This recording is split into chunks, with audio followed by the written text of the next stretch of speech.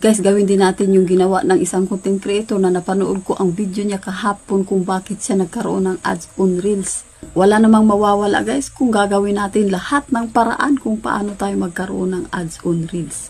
At panoorin nyo talaga ng buo itong video na ito guys kasi malay natin kung gagana na ito sa ating account. Dahil yung content creator na yun ay ganito nga ang ginawa niya kung bakit nga siya nagkaroon na ng ads on Reels. Nagtaka daw kasi siya dahil nga medyo marami-rami na rin ang kanyang followers pero bakit wala pa siyang ads on Reels. Kaya naman meron daw siyang napanood ng isang content creator na ganon din daw ang ginawa. Sinunod lang naman daw niya.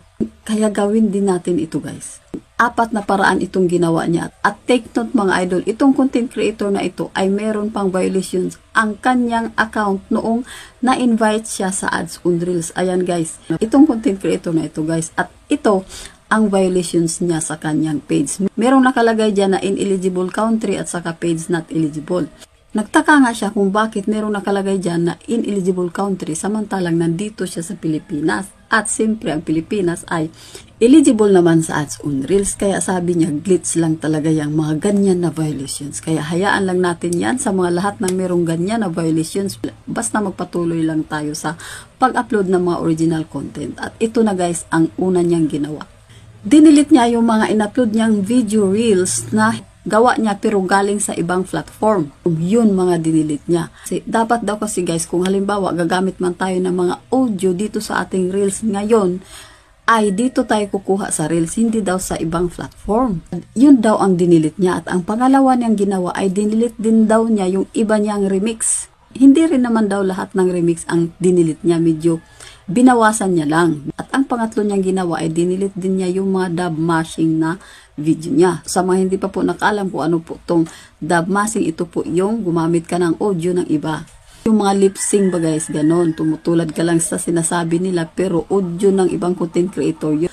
At ang pang-apat na ginawa niya guys na ay ang dinilit niya ang merong mga watermark, mga logos guys na makikita doon sa videos, any kinds of logos guys. Kapag nagawa na natin yung 4 na yun, ang gagawin natin ngayon ay screenshot natin itong ating performance, tapos monetization, screenshot din natin itong mga idol. I-copy natin yung link, tapos back natin.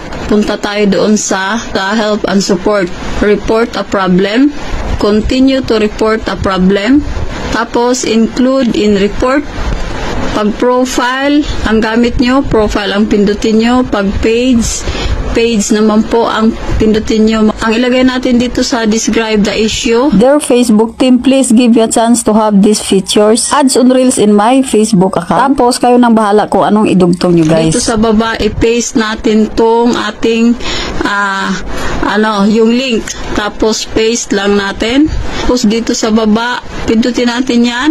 Lagay natin yung in-screenshot natin kanina. Pindutin lang natin to, mapunta na kayo sa gallery. Tapos pindutin nyo lang yung picture. Pagkatapos, pag nandito na yung in-screenshot natin, isend lang po natin dito mga idol.